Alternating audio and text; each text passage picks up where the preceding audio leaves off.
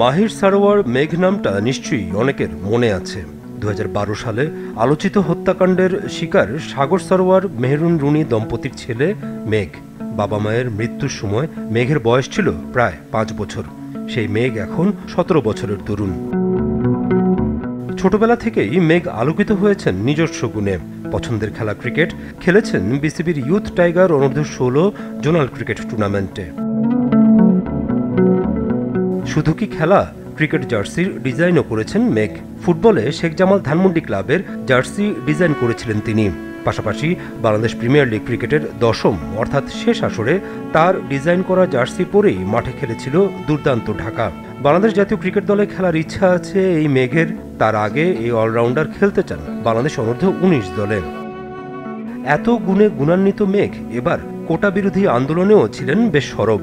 পুরো ছাত্র আন্দোলনের সময়টা নিজে যেমন ছিলেন রাস্তায়, অন্যান্যদের সাথে আকুণ্ঠ সমর্থন দিয়েছেন আন্দোলনে। সেই মেঘ উচ্ছ্বাসে মেতেছিলেন সরকার পতনের ঘটনায়। এরপর নেমে পড়েন সংস্কার কাজেও।